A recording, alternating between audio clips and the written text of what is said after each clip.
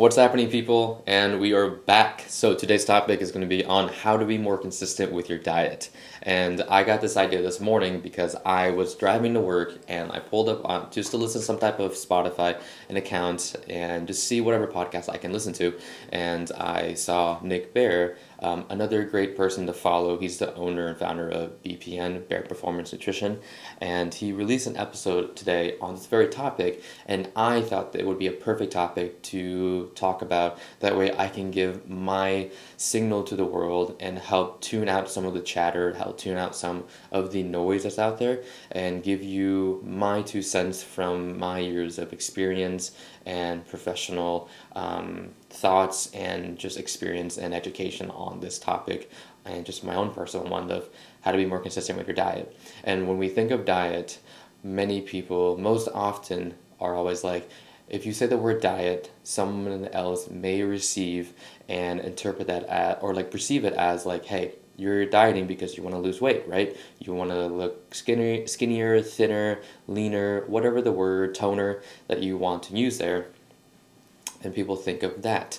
But think about dieting is just sorry, let me pull that back. Diet is just a structured way of eating. So we all have our own diet, but dieting, think of that as almost like a verb and how you are in the process of doing something with your diet.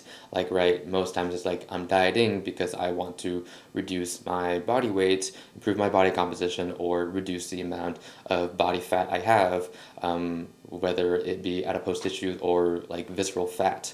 So think about adipose more like on the outside and like visceral more like the fat lining your organs, right? So when you think about dieting, it's that. But most people stay in the framework, the process, the vehicle of dieting for too long, and that has negative consequences on your body physiologically and on your mind and everything like that. And I think something that many people are not aware of when they are trying to just live a healthier lifestyle when it comes to their diet, their nutrition routine, their protocol, whichever word you want to use or that you want to subscribe to for the structured way of eating that you do, is that you want it to be sustainable, you want it to be realistic, and you want to look forward to it, right? And of course, if you have different goals depending on the different season of life that you're in, say you are getting ready for a competition, say you are getting ready for a race, a meet, trying to get step on stage, you're trying to fuel your performance, whether that be to put on more muscle mass, increase your endurance, get leaner, whatever the thing may be. Yes, you may be jumping into a dieting phase to optimize for that goal, but just from a healthy standpoint, and I believe that's a good spot for just this conversation. Excuse me, I drank like water before this, and I think I'm just a little nervous because it's been a long day and it's like trying to like bubble back up. And if you guys were listening in the other episode, hey, my heart rate's actually pretty low right now. I mean, not low, but like a little bit lower. So, little segue, side quest here. Excuse me. 82. 82, let's go. In a previous episode, I shared that just the skill of talking to a lens is quite nerve-wracking. And so if any of you guys are like just trying to make content and trying to like talk to the camera and things like that, and you get like really flushed in the face, heart rate goes up a little higher, and you feel like you're speaking quite, the cadence and the pacing of your words go up a little bit, it's quite normal. Because that's how mine is. And normally in the past I would talk, it would be like 120 beats per minute. That's kind of high. And just a minute ago, it was 82, like 80 to 90. So that's pretty good because now I'm like slowing down and not like freaking out as much or not putting as much pressure. But anyways, coming back to this. So basically, I want this to be more so like what tips and tricks and just like the philosophy and the framework that I look at my own diet and diet with my clients and patients, and then again, it's not like medical advice, and like that just may serve you better. That may serve you in the long run from a health and longevity perspective. And pulling back and leaning on these pillars and these principles can help when you're intentionally going to a dieting phase or basically trying to optimize your nutrition for whatever the goal may be, right? And I feel like the three big ones that most people overlook is this thing sustainable for them? Is this realistic to you? And do you look forward to it, right? And like we got to ask ourselves, why are we dieting, right? Is it because we want some type of outcome that's like a reduction in body fat, improvement in body composition, and just to get like leaner and stuff like that? So yeah, we then if you're jumping diet to diet, all diets work, right? They all work, and but what works in the long term is that you don't just want to approach it as if it's like a program. Like you eat this way for 12 weeks, you eat this way for 6 weeks, and then after it, all of a sudden you're like, well, what do I do now? Okay, let me just go back to the thing I was doing. Because if you had this goal, you ate this structured way for X amount of time and you got there, then cool. But then now it's like, quote unquote, over. What do you do next? Right? And then you end up back where you were. And then you're like, oh my God, I gained this weight, I gained this back, and whatever. And now you're like, wait, now I want to get leaner again, I whatever, because, and people are asking, or you say to yourself, like, oh, I kind of fell off the wagon, I haven't been consistent, etc., and put whatever. And then you're like, okay, well, let me try another diet. And for some reason, you ignore the diet that did work and you try something different. Or the diet that you tried and you're like, it's not working, and you just try to dig yourself deeper, deeper, deeper, and you're like, why is this not working, and stuff like that. And so something that that can happen is there is something where like you are dieting for too long, you're stressing yourself out too much for too long of duration, and there's something called metabolic adaptation. So your body wants to maintain a level of homeostasis. It has very brilliant defense mechanisms put in place as contingency plans for to protect itself, because it will protect itself before, like it doesn't care if you want to lose fat. It will protect itself and conserve energy where it needs to. There's some different principles of like the law of Chatelier's,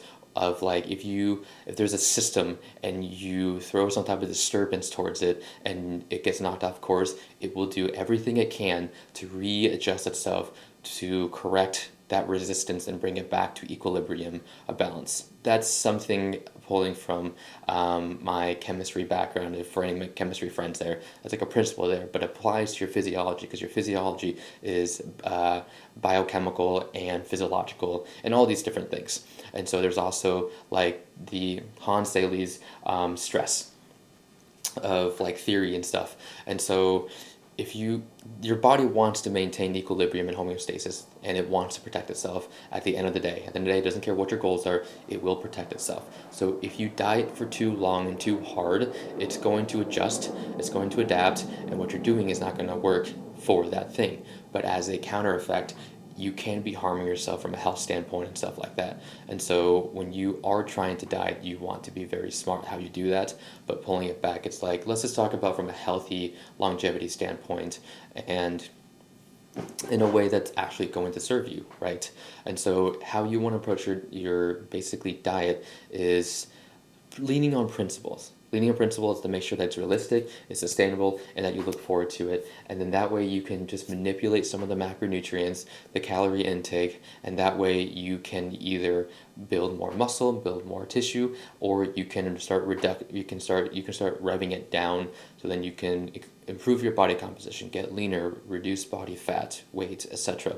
And then you can just manipulate the pieces on the board to do that while still making sure that you're consuming enough like nutrients, foods to support your health, and make sure you're getting enough like fiber, vitamins and minerals, and things like that, and eat in a way that still supports your training.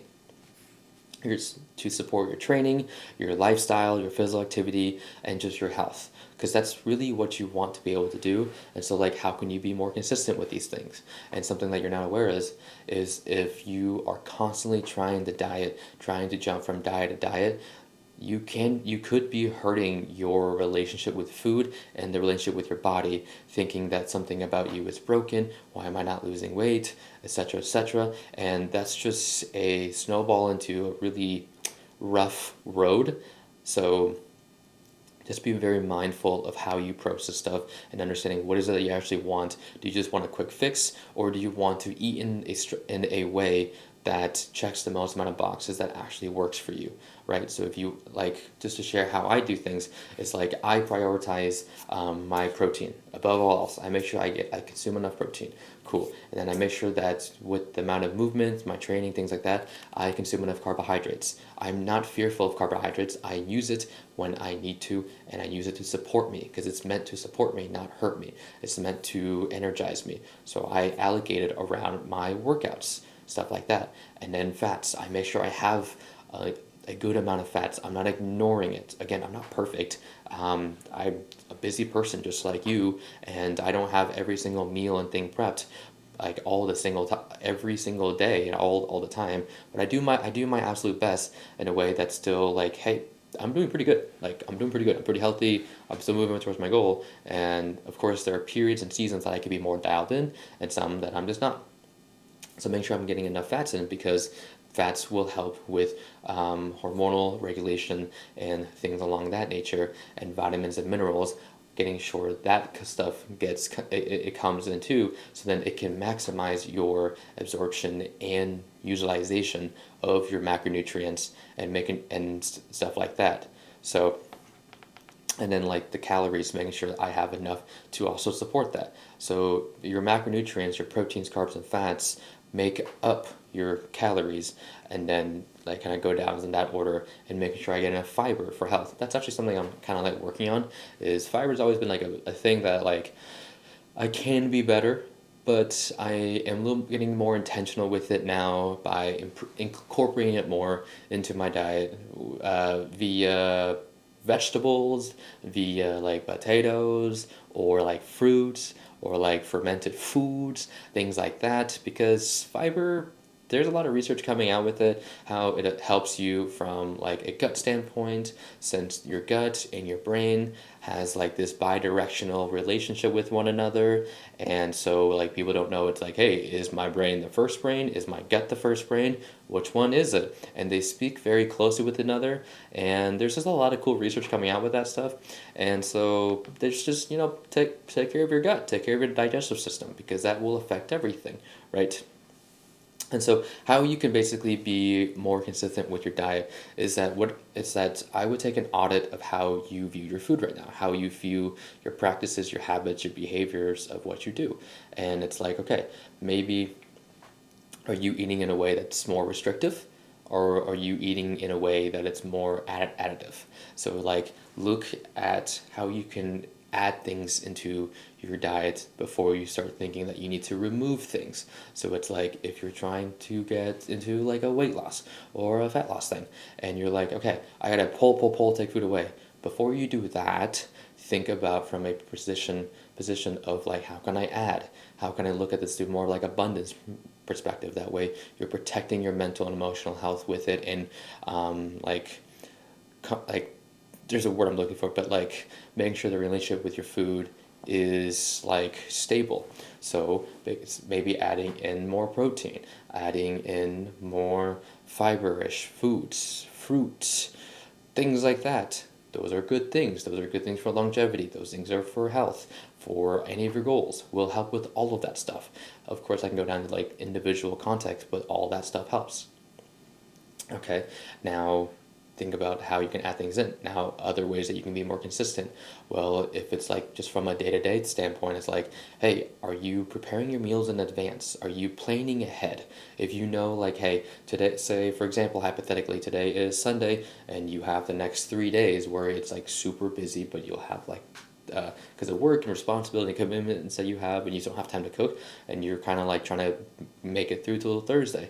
Well, it'll definitely save you time, but maybe meal prepping, right? And something that I do is that I just meal prep like large batches of everything, and I put it into individual containers, and then as the week goes, I can just mix match in whatever creation I want.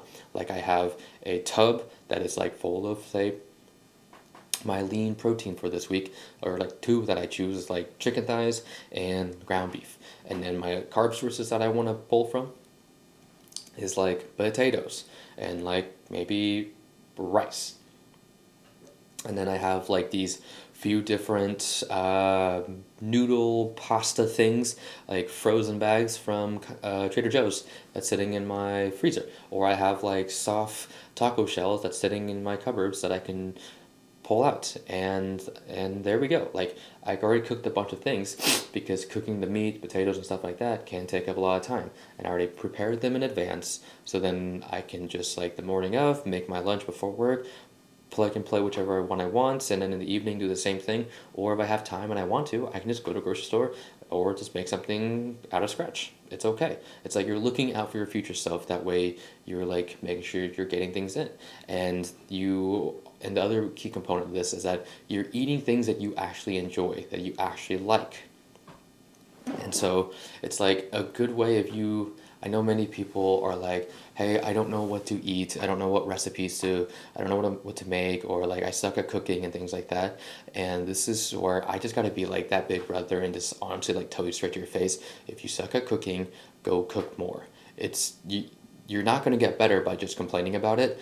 Just go cook more, fuck around and find out, and you're going to suck less each day. Each time you do it, you're going to get a little bit better. This is the day and age of information. Like, if you're listening to me right now from via podcast or YouTube, you can go look up information and watch videos on how to improve your cooking. It doesn't have to be that like complicated. Just heat something up that you like, that you would normally get at a restaurant anyways. Like, I normally get steak, or like just like some type of lean meat, and carbs like potatoes and like veggies from a restaurant already. And so if in the week I just know what I like already, that's what I would get at a restaurant, and I just make it at home. Boom. So I meal prep on my days where I have more time and less commitments and responsibilities, so that I can look out for myself for the next few days. And I don't want to be so pigeonholed into like, this is the exact meal I'm eating. I keep them in separate containers so then I can mix and match however what I want, and I'm all good. And then when there's seasons where I'm even busier, more dialed in, then in the morning I just make sure that I have my like a breakfast burrito or something easy like that. Or like if you need a shake, like make a protein shake that's like a fruit smoothie shake thing, chocolate banana thing. Those like two different kinds, and you take that with you. It's just a quick slam down. Greek yogurt packets, things like that, bars and stuff. And so most times I feel like most people are like inconsistent with their diet, is that it's not sustainable, realistic, or they look forward to it. So make sure that you are eating the foods that you actually would like to eat, and that you know is, well, going to make you feel good. It's nutrient rich. It's has things that's going to make you feel good. Whatever vitamins, minerals, macros, things that is like whatever the ratio is, just consume better quality foods. And maybe the next thought is like, I don't have money to afford organic food, or like super like healthy food's expensive. Dude, like I spend $100 to $125 a week on groceries, and and as a disclaimer, it's just myself. It's for myself. Like, me and my girlfriend, of course, we go buy stuff, and then like it comes together, but we split it down the middle, and it's like $100 to $125 a piece for like a whole week. And I call that pretty good. Like, it's pretty simple things. Like, choose whatever proteins that you like, choose whatever carbohydrates that you like, choose whatever fats, choose whatever fruits, choose whatever veggies, and then just put things in a bowl and just start mixing and matching. And if you like sandwiches, grab some sourdough bread and start throwing things in it that sounds good, that you normally get at a restaurant. And it has to be sustainable and realistic. So the things you buy and the principles of like prepping it in advance, knowing that, hey, if you're about to be busy, having some type of bars in the car, having some type of protein shake that you can take with you as like a smoothie to help like after a long day. If you're stuck at work, things like that, and you're going to the gym, you have that on deck. You can put that in the fridge. Things that you can just like yogurt cups, like Greek yogurt cups, have that. See, you kind of get what I'm like looking at here.